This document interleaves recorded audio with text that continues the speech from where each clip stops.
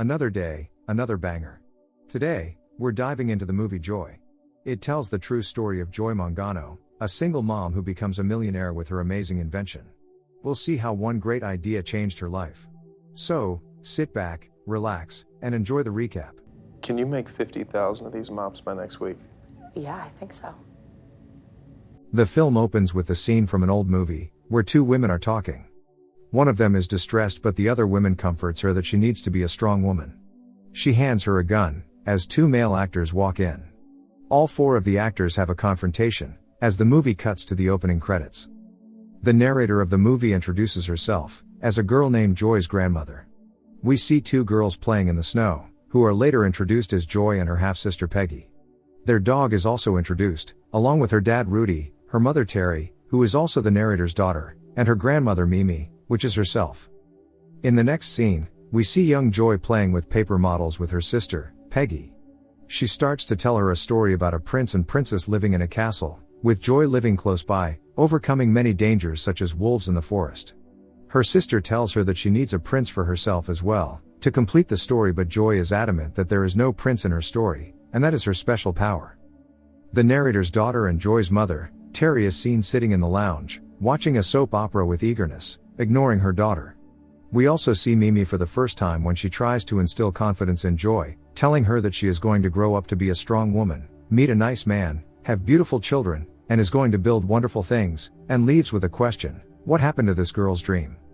As the movie cuts to present day, Joy is getting ready for work, and is looking for a lanyard in the closet, asking her mom, who is in her room watching soap operas. She finds an old dog collar instead, and shows it to her mom, asking her if she remembered what it was. Joy reminds her, saying that she made this collar back in high school to save their dog from choking on the collar, and that she wanted it to get patented, but her mother replies that she didn't know how to get patents. An awful smell in the room disturbs Joy. She finds spilled yogurt on the carpet, reassuring the fact how clumsy her mother has gotten over the years, forcing Joy to take care of her constantly.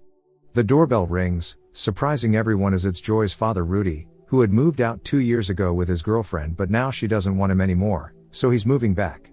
Joy tells him that it isn't possible, as her ex-husband, Tony, is living in the basement where he's deciding to stay. Rudy gets in an argument with Terry, before breaking a bunch of stuff and moving down to the basement where Tony is practicing a song in Spanish for an upcoming gig.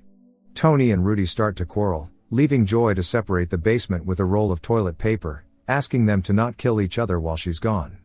She leaves for work, with a mug of coffee in her hand, and is met by her sister Peggy at the door.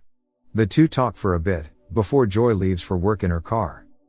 At the airline desk, a customer treats Joy rudely, demanding to see her manager. Her manager walks up to her, but for a different purpose. He tells Joy that they'll be shifting her to the night shift, to which Joy disagrees, as she has to take care of her family. The movie cuts to the next scene, in which Joy is visiting her dad. She arrives at a workshop after walking through a firing range, and her dad is managing the business, taking phone calls. She meets her sister, Peggy. They're saying that it's about time she puts on a suit and start doing management work instead of the usual physical work that she's been doing around the workshop. Rudy meanwhile makes a phone call to a woman he likes, and he reveals to Joy that he came to know about her via a service he joined where he finds single women based on their 4-digit ID number. He talks on the phone to his selection, who is named Trudy. Back at home, Terry is still in her room watching operas.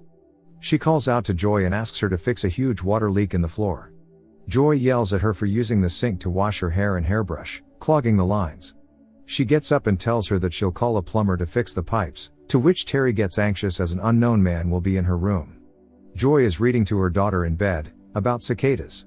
After reading some random facts about it, Joy gets unsettled and picks up her daughter to put her to bed. Her daughter asks to sleep with her grandmother, Terry, and so Joy goes down and puts her to bed next to Terry. She also lies down for a bit, thinking that her house makes her feel like a prisoner. Joy dreams that she's in the soap opera, with the characters in the show harassing her until she starts to dream about her childhood. We see her parents barging into her room, arguing about visitation rights. They start fighting over Joy, and picks up her origami house and accidentally destroy it, which was shown to be so important to young Joy. Her mother wakes her up to the doorbell ringing. Joy gets up and opens the door to find her old friend Jackie at the door. Both are glad to see each other well, and Joy starts to open up and tell Jackie all the things she's been going through. She reminds Joy of the day it all started, when she invited her to a party at her music teacher's house. We now see flashbacks of the time when Joy met Tony. It was a party held at Jackie's music teacher's house, where everyone can be seen singing and dancing. Joy notices a handsome young man named Tony, who is the son of the music teacher, singing along with his father. Tony grabs Joy as both of them dance and move to another room. Tony starts to discuss about his future and how he's going to be a famous singer like Tom Jones. Joy tells him she was valedictorian of her class and got into a college in Boston but had to give up on her dreams to stay home to watch her family. He tells Joy that her dreams are just on hold. In the next scene, we see both of them performing at a musical theater together. They sing to each other as the atmosphere builds up with fake snow and warm lightning. The scene cuts to their wedding where Rudy isn't content with Joy marrying a singer instead of a doctor or lawyer that she could have easily married. Joy is annoyed and asks him to be happy with her choice. During the toast, Rudy gives a long speech about how he likes Joy more than Peggy, and how his marriage has been failing with Joy's mother, and introduces the love of his life, his girlfriend, to the audience as well. Cut to Joy and Tony fighting, with their 2 kids in the room with them.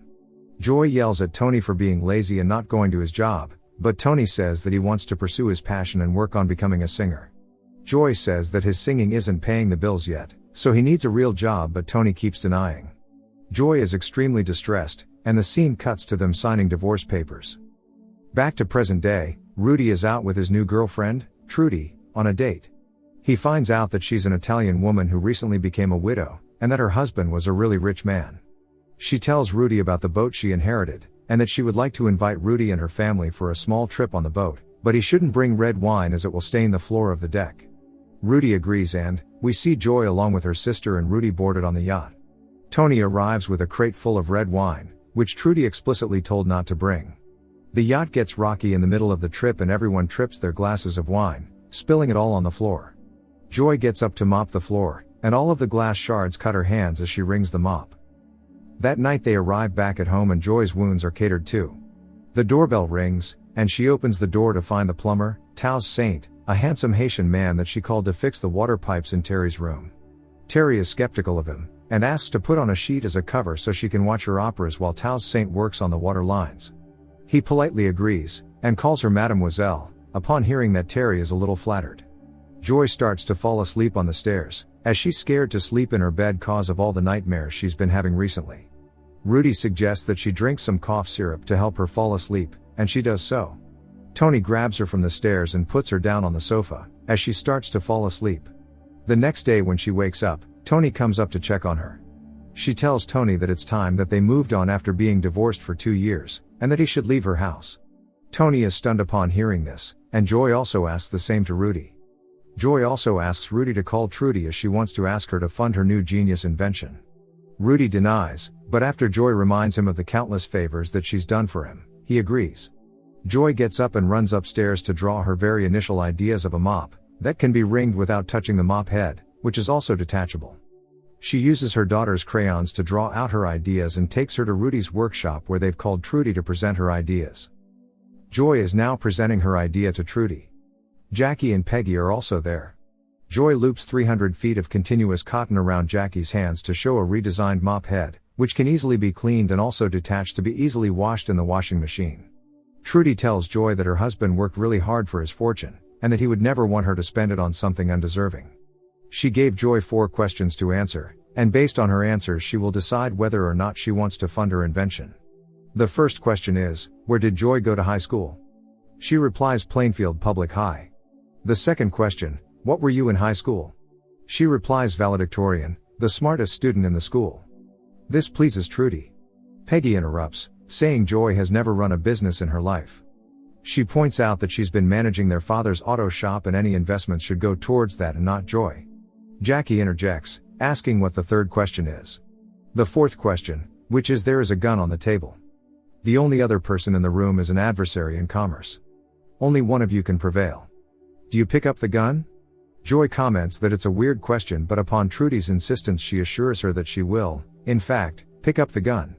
Trudy is relieved, and tells Joy that she'll contact her lawyers to see if there's a similar patent to her invention. Trudy's lawyers find a similar patent filed by an inventor in Hong Kong, but the manufacturing plant is here in California. Trudy decides that they will be a part of the manufacturing in exchange for providing work to the plant, so it'll be cheaper to manufacture it locally. Tony disagrees, but they decide to go with Trudy's plan anyway. Trudy gives Joy $50,000 to start up the operations. The manufacturing plant in California sends over the parts, but a telegram arrives which is a bill of overcharges for redoing the design. Joy calls Gerhardt, the man in charge, to tell him that she won't be paying the overcharges as it's their mistake, not hers, and angrily cuts the call. She tells everyone not to pay the extra charges before moving on to assigning work to the employees in the workshop. The initial batch of the mops have been made, but now Joy needs to find a place to sell them. She goes to the local hardware store and asks him if he would be able to place it in his store, to which he denies since other companies pay him top dollar to display their items in his store. Joy goes to the owner of another store, and he tells her that he would rather have customers repeatedly buy his $5 mop compared to her $20 mop once in their lifetime, as it will generate more revenue. Feeling desperate and hopeless, Joy takes her daughter and Jackie to Kmart, a large convenience store in town, and tries to convince women passing by to purchase her mop. No one is stopping by to listen to her, so Jackie takes over and Joy pretends to be a customer. Just as people are about to take notice, the police arrives and confiscates their mops for attempting to solicit customers in their parking lot. Joy is extremely distressed and upset, as she goes back to her home. Back at home, Tony comes over and tells Joy that he has a friend that can help her sell the mops. Both of them drive to Amish country for a meeting with his friend, who's apparently working in one of the biggest corporate business in town. They enter the large building, but have to wait since Tony didn't have a meeting appointed. Tony talks to his friend, saying that his ex-wife Joy needs just 2 minutes of their time to pitch her idea, so they eventually agree. Inside, a couple of businessmen are sitting at a round table. Joy starts to pitch her idea, but it starts to go south when Joy spills water all over when presenting the mop. The head of the QVC company, Neil Walker, walks up to Joy and tells her that his company won't sell this junk. Joy is persistent, and tells him that it's not junk and that she will prove it to him. In the QVC bathroom, Joy mops the floor sparkling clean and presents the mop's unique features to Neil again. Neil is convinced and he asks her if she can get 50,000 units by next week, to which Joy agrees. Neil shows Joy around the makeup room, where he introduces her to Todd, their best salesman. Neil asks Todd to sell Joy's mop on television, to which he is reluctant and rudely slams the door on her. Neil tells Joy to bear with him, as he can sell anything on TV and is their best seller around. Both of them walk around and Neil tells Joy that they use celebrities as hosts to effectively sell millions of their items, mastering the art of sales. Joy realizes that this is her chance to sell her mops, but she would need more money. Back at Rudy's workshop, she asks Trudy for $200,000, but Trudy is reluctant as she has not made any sales as of yet. Trudy suggests that she takes out a second mortgage on her house, and put up half the money to divide the risk. Joy is forced to agree, and walks out. She goes into the gun range and fires a few shots to take out her frustration. Rudy's workshop is all set up to ramp up the production of the mop to 50,000 units. Joy and her family gather around the TV to watch her mop being sold. The salesman, Todd, shows up on stage, but he has no idea how to operate the mop. He calls it a failure, before moving on to another product. Joy's family is distraught, and can't believe this happened to Joy's product. Joy gets up and attends Neil's call. Neil tells her that there was nothing they could do, and the product failed with no sales. Joy refuses to agree, and heads to Neil's office the next day. She interrupts his meeting, saying that Todd had no idea what he was doing on stage, and that she should be the one on stage selling the product. Neil agrees after much argument, and allows Joy to go on stage one more time with her product. Backstage, Joy gets all readied up by the makeup artists in a beautiful dress, but she refuses to wear it and goes back to her normal shirt and pants. Now she goes onto the stage, and as the camera rolls she turns around and freezes. Everyone starts to panic as Joy can't say anything relevant to the product and starts talking about how bright the lights are. Eventually she gets a hold of herself when Jackie calls in as a customer and talks about buying a whole bunch of her mops. Joy gets in form and sells more than 50,000 of her product that night. Once her stage time ends, she's excited and can't believe she made it. Neil congratulates her, and tells her that if they ever become adversaries in commerce, he hopes they'll still respect each other. Joy agrees, but is interrupted by an urgent phone call. Joy arrives home, and all of her family is extremely distraught. The doctor gives her the bad news, as she climbs the stairs upstairs to find her grandmother Mimi, breathing her last. In the next scene, we see Mimi's funeral with Peggy arriving late. Rudy tells Joy that there has been a problem at the production plant in California, and that he has sent Peggy to discuss matters with them. Joy is irritated upon hearing this, and back at home Peggy tells her that she has paid the overcharges that Joy was denying to pay and that she has also agreed to pay $2 per unit. Joy is shocked, saying that they will lose all of the money at this agreement. Joy decides to leave for California herself, to discuss matters in person. She arrives in California and to the production facility. Joy asks for Gerhardt, and they both discuss matters in his office. He tells her of a man named Marv Brickman, who owns this facility and decides on all of the prices. Joy finds it unsettling that the moment her product made it big on television, they decided to increase their prices. She is skeptical of the molds breaking ever so often, and demanded to see them, to which she is denied. Joy gets up and asks to use the restroom. In the restroom, she finds a small opening that leads to the factory inside. She enters there and finds all of the patents of her product that they are about to file. Joy screams at Gerhardt, calling them thieves, but Gerhardt has already called the police on Joy for trespassing. Joy is arrested and locked in. Her family flies all the way to California to bail her out. They start to discuss the possibility that Joy should file bankruptcy, as she has already lost so much money. Joy's lawyer told her that when Peggy paid off the overcharges, it showed that Joy's work relationship with the factory was valid. The court case may take years to resolve, and even if she is successful, she may not receive any monetary compensation. Peggy shares a patent with the man in Texas, so it is his product, and not hers, that is being sold. Joy complains that they should have hired a patent lawyer, like Tony had originally said. Rudy tells Joy that if it were not for his encouragement, she might have been saved from all of this trouble. Joy began to cry and told her young daughter never to believe that she is special or that the world owes her anything. Joy's daughter reminds her of Mimi's prophecy that Joy will not achieve her dreams, but Joy says that Mimi was wrong, she will achieve her dreams. Joy signed the bankruptcy papers with hesitation. Joy cuts her hair out of frustration, and decides to fly to Texas the next day. She books a hotel room, and invites over Marv Brickman, the owner of the facility. Joy tells him that he has pulled a fraud on her, because the original filer of the patent in Hong Kong isn't receiving any royalties that he took from her, and that her patent is slightly different from his design, and she isn't liable to pay any royalties at all. Marv is caught with his fraud, and tells her that he'll pay her back the $50,000, along with an additional $50,000 with interest. Joy happily agrees and makes him sign a paper. Joy finally made it, she walks down the street confidently. Inside a store she sees a paper house, just like the one she made when she was young, reminding her of the old days and how much she has struggled to make it. We see a big estate where Joy has moved to, and opened her new office. She has made many new inventions since the self-wringing mop.